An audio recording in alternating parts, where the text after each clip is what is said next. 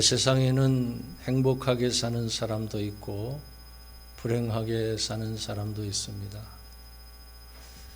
성공한 사람도 있고 실패한 사람도 있습니다.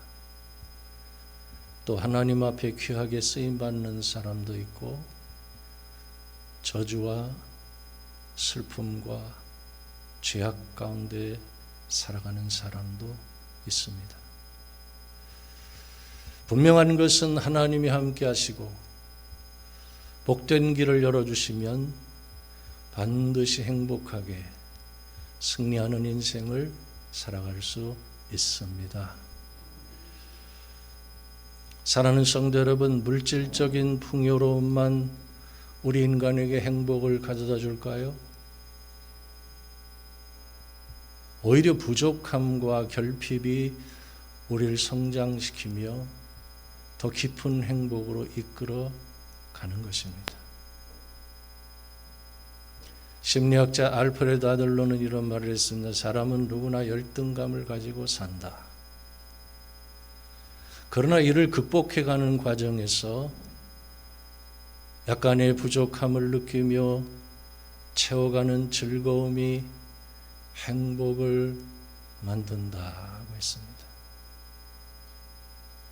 그렇습니다. 성경은 물질의 풍요로움이 복이 아니라 심령이 가난한 것이 복이라고 말씀합니다. 심령이 가난한 사람은 작은 것에서도 기쁨을 찾고 일상에서 아름다움을 발견하며 어떤 상황에서도 웃음을 잃지 않고 살아가기 때문입니다. 심령이 가난한 자의 삶 속에는 하나님이 함께 하시기 때문입니다. 사실 성도의 삶 속에도 길이 열릴 때가 있고 길이 닫힐 때가 있습니다. 오늘 본문으로 보면 이스라엘 백성들이 광야 생활 40년째 되는 해에 있었던 일을 기록해주고 있습니다. 영적인 지도자 모세가 백성들을 이끌고 요단 동편 지역으로 이동하기 위해 에돔 왕에게 우리에게 당신의 땅을 지나가게 하소서라고 요청하자마자 거절을 당했습니다. 우리 함께 본문 17절과 18절 말씀을 다 같이 한번 읽겠습니다. 시작. 청하건대 우리에게 당신의 땅을 지나가게 하소서. 우리가 밭으로나 포도원으로 지나가지 아니하고 음물물도 마시지 아니하고 왕의 큰 길로만 지나가고 당신의 지경에서 나가기까지 왼쪽으로나 오른쪽으로나 치우치지 아니하리라 한다고 하라 하였더니 에돔 왕이 대답하되 너는 우리 가운데로 지나가지 못하리라. 내가 칼을 들고 나아가 너를 대적할까 하노라. 이로 인해 가나안 땅에 들어가는 길이 막히게 되었는데 과연 그 이유가 무엇일까요? 첫 번째 이유는 원망 때문입니다. 원망하면 길이 막힙니다. 사실 이것은 하나님께서 에돔 왕을 통해서 이스라엘 백성들이 가는 길을 막으신 것입니다. 놀라운 것은 40년 전에 1세대 이스라엘 백성들이 신광야에서 물이 없다고 원망하다가 약속의 땅 가나안에 들어가는 길이 막혔습니다. 그리고 40년 후 다시 신광야에 이르렀는데 똑같이 물이 없다고 원망하고 있습니다. 부모님 세대에게 배운 게 없었던 거예요. 이처럼 세대를 거쳐 두 번씩이나 길이 막힌 이유가 바로 원망 때문이었습니다.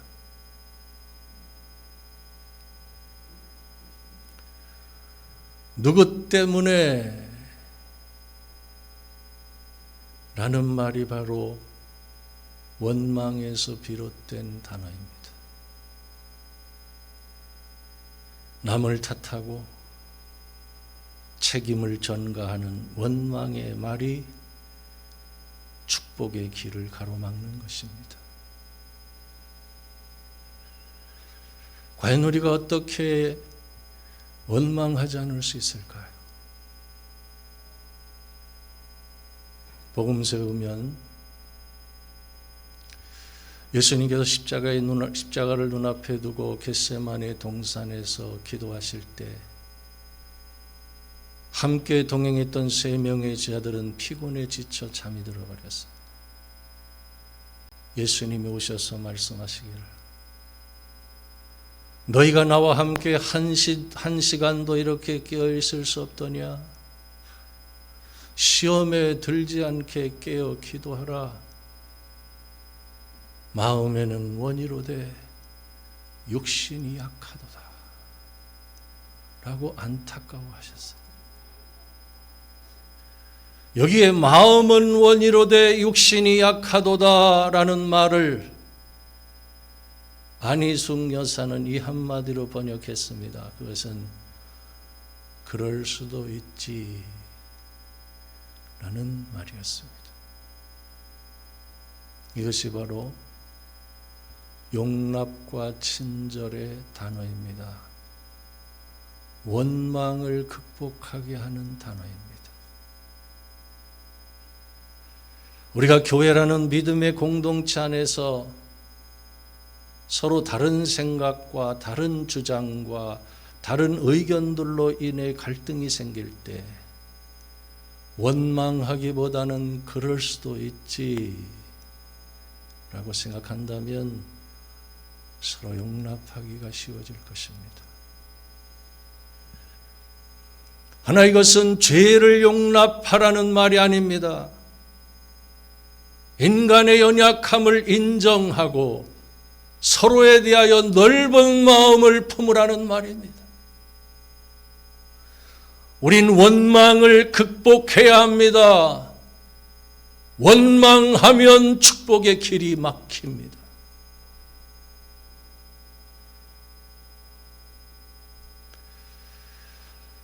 반면에 축복의 길이 열리는 방법이 있는데 그것이 무엇인지 아십니까? 그것은 히브리어로 헤세드, 인자 또는 은혜를 베푸는 것입니다.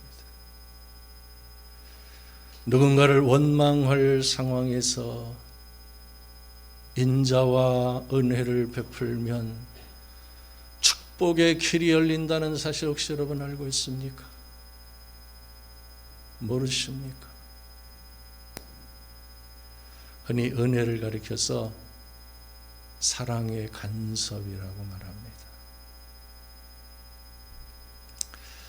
여러분, 결혼을 했는데 신혼 시절에 시아버지와 남편과 시동생이 갑자기 죽었다면 얼마나 황당하겠습니까? 구약 성경 룻기서의 주인공인 룻이 바로 그런 경험을 했습니다. 그러자 시어머니가 두 며느리에게 고향으로 돌아가서 각자 행복하게 살아라 라고 말합니다. 그러나 룻은 늙은 시어머니 곁을 떠나지 않는 길을 선택합니다. 이것이 바로 사랑의 간섭인 은혜인 것입니다. 그런 헤세드의 은혜를 베푼 룻에게 하나님께서는 보아스를 통해서 결코 비교할 수 없는 큰 은혜를 베풀어 주셨습니다. 룻은 베들레헴의 유력한 사람으로 현명하고 능력이 많은 믿음의 사람 보아스의 아내가 되었을 뿐만 아니라 예수님의 족보의 이름이 올려지게 하셨습니다. 예수님의 조상이 되게 하셨습니다. 이처럼 하나님께서는 은혜를 베푸는 자에게 더 큰 은혜를 베풀어 주시는 것입니다. 오늘 설교를 듣는 여러분 모두가 원망할 상황에서 도리어 헤세드의 은혜를 베풀 수 있는 지혜로운 성도들이 되실 수 있기를 주님의 이름으로 축원합니다. 두 번째, 교만하면 축복의 길이 막힙니다. 오늘 본문을 보면 아이러니하게도 모세가 인생 말년에 처음이자 마지막으로 백성들에게 분노하는 모습을 보였습니다. 출애굽한 지 40년 되는 해에 이스라엘 백성들이 신 광야에서 마실 물이 없다고 원망하기 시작합니다. 그때 하나님께서 모세에게 너는 반석에게 명령하여 물을 내어 마시게 하라고 말씀하셨는데, 모세가 원망하는 백성들을 보고 반역한 너희여 들으라, 우리가 너희를 위하여 이 반석에서 물을 내려 하고 손을 들어 지팡이로 반석을 2번 내리쳤습니다. 이는 온유했던 모세가 분노를 폭발시킨 것입니다. 마치 자신의 능력으로 물을 낸 것처럼 교만을 드러낸 것입니다. 사랑하는 성도 여러분, 하나님 앞에서 교만은 가장 무서운 죄악입니다. 하나님께서는 교만하면 절대로 용서하지 않으셨어요. 교만하면 진토에 미치게 하셨습니다. 다시 말하면 땅바닥에 깔아 엎으셨습니다. 만일 내 인생이 진토에 미친 것처럼 땅바닥에 깔아 엎어져 버렸다면 가장 먼저 내가 하나님 앞에 교만하진 않았는가 깊이 생각해 봐야 합니다. 이처럼 교만에 사로잡혀 분노한 모세를 향해 하나님께서는 3가지를 말씀하셨습니다. 첫째, 너희가 나를 믿지 아니하였다. 둘째, 이스라엘 자손의 목전에서 내 거룩함을 나타내지 아니하였다.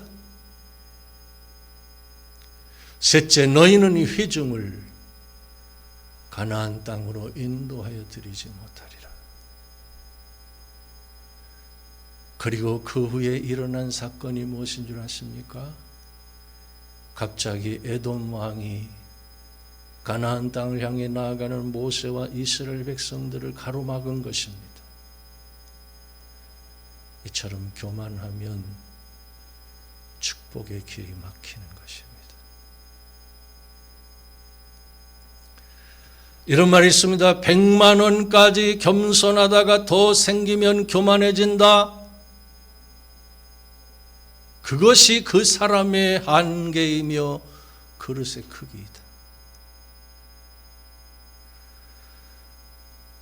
1억 원까지 겸손하다가 더 생기면 교만해진다.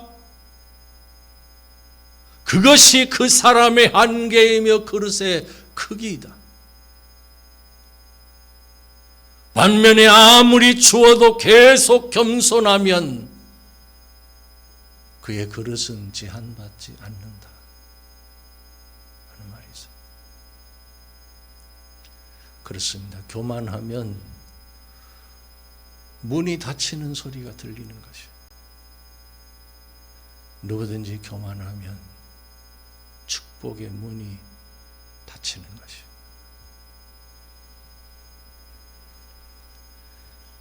여러분, 계영배라는 말 들어보신 적 있습니까? 이는 거상 임상옥이 교훈을 얻은 술잔 이름입니다. 세상의 장사꾼도 이런 지혜가 있었습니다. 술잔을 항상 70%만 채워라. 더 채우면 쏟아진다. 이 말은 교만하면 막히고 겸손하면 열린다 라는 뜻인 것이요. 마태복음 6장에 보면 예수님께서 구제와 기도와 금식을 하되 사람에게 보이려고 하지 말라 라고 말씀하셨습니다. 과연 그 이유가 무엇일까요? 사람들에게 보이려고 하는 순간 우린 사람들의 칭찬에 목말라 합니다. 구제를 열심히 하시는군요. 기도 생활뿐만 아니라 금식도 하시네요. 대단하십니다. 주변 사람들이 그를 추켜 세웁니다. 그런데 인간은 연약한 존재이기에 칭찬을 들으면 자기도 모르게 교만이 자리 잡기 시작합니다. 교만이 빠르게 성장하고 자라고 발전합니다. 결국 그 교만으로 인해 하나님을 대적합니다. 자기를 내세우는 거예요.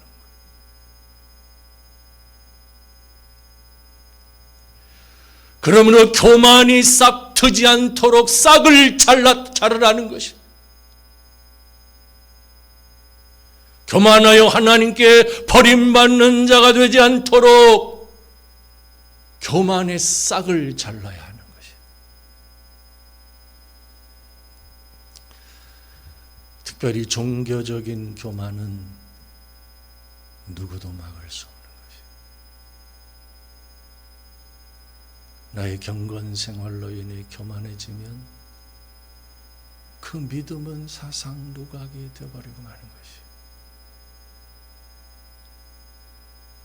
결국 가장 무서운 교만에 빠지지 않도록 구제와 기도와 금식은 사람에게 보이려고 하지 말고 오직 하나님 앞에서 하라고 강력하게 경고하신 것이. 그렇습니다. 사람들에게 믿음을 보이려 하고 사람 앞에서 믿음을 자랑하는 것처럼 미련하고 어리석은 행위가 없는 것이. 성도는 모든 행위를 보시는 하나님 앞에서 믿음의 사람으로 살아야 하는 것입니다. 아멘 할 때까지.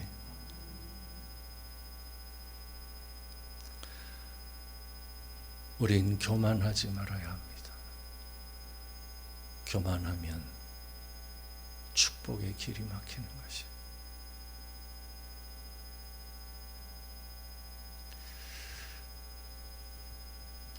그렇다면 이 원망과 교만으로 막힌 길을 어떻게 다시 열 수가 있을까요? 그것은 한마디로 기도하면 길을 열어주신다는 것이. 기도하면 길을 열어주신다는 것이.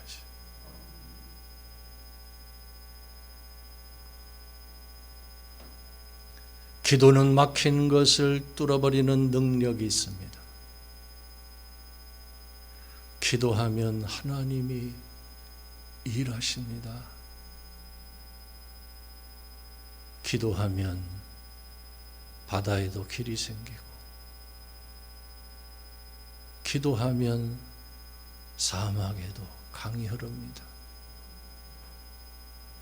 주님이 하신 말씀이에요. 최고의 겸손은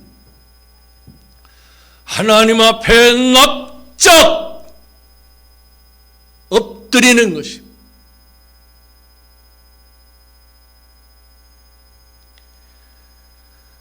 누가복음 18장에 보면 바리새인과 세리 두 사람이 성전에 올라가서 기도합니다. 바리새인은 서서 따로 기도하는데 온통 자기 자랑뿐입니다.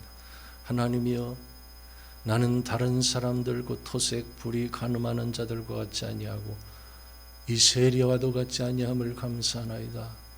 나는 일에 2번씩 금식하고 또 소득의 11조를 드리나이다. 그는 종교적 교만의 끝을 보여주고 있습니다. 그래서 바리새인은 하나님 앞으로 나아가는 길이 막혔다는 것이죠.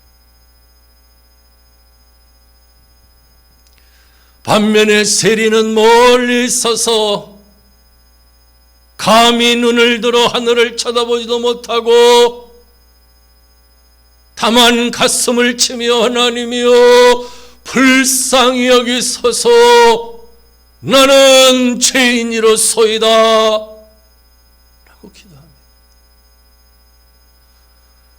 그는 겸손 그 자체의 경건을 보여주고 있습니다. 그래서 세리는 하나님 앞으로 나아가는 길이 열려 주님께 의롭다 하심을 받고 집으로 내려갔다고 성경은 말씀합니다. 사랑하는 성도 여러분, 혹시 길이 막혀 있지는 않습니까? 몸과 영혼의 병이 들고 사업의 위기를 만나고 자녀의 문제로 길이 막혀 있지는 않습니까? 그렇다면 막힌 것을 뚫어버리는 기도가 필요합니다. 기도하면 하나님께서 100% 막힌 길을 열어주시는 것입니다. 이런 말이 있습니다. 사람의 길이 끝난 곳에서 하나님의 길은 시작된다. 더 나아가 사람의 방법이 끝난 곳에서 하나님의 방법이 시작되고 사람의 힘이 끝난 곳에서 하나님의 힘이 시작되는 것입니다. 하늘의 문을 여는 기도가 꺾이지만 않는다면 성도에겐 희망이 있는 것입니다.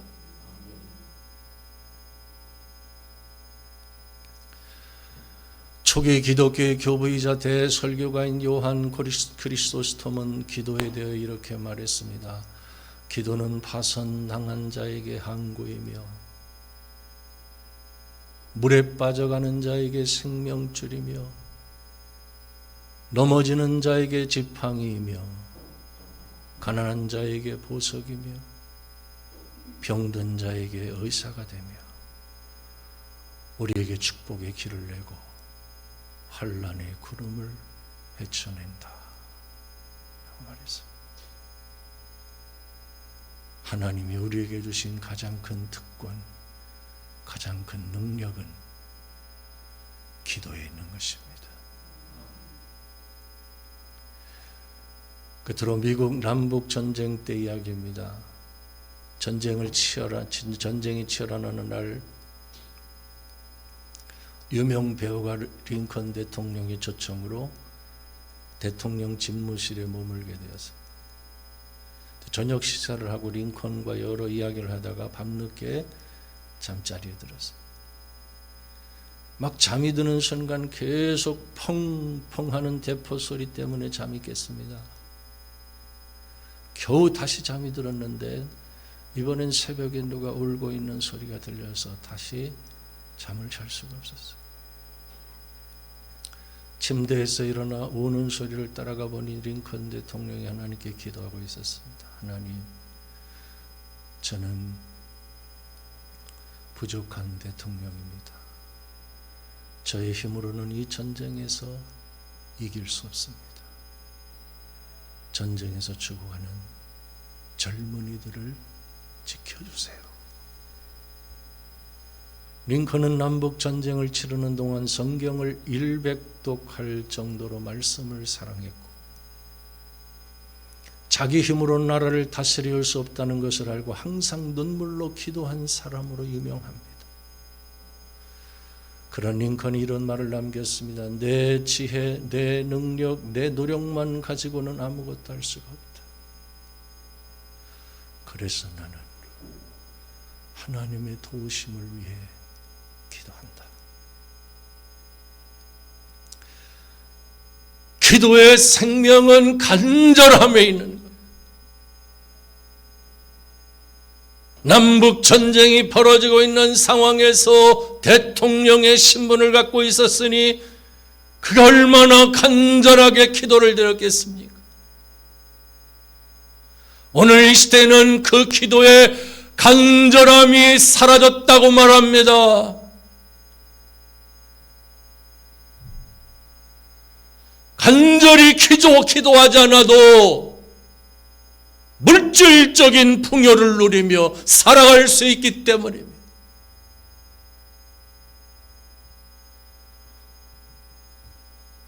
근데 철학자 세네카는 이런 말을 했습니다. 그림의 떡은 떡이 아니요 붙지 않은 불은 불이 아니며 간절하지 않은 기도는 기도가 아니다.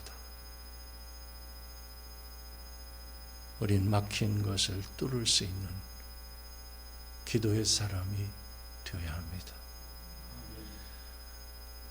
날마다 하나님께 간절한 기도를 드림으로 축복의 문이 열리는 인생을 살아야 합니다. 기도하겠습니다.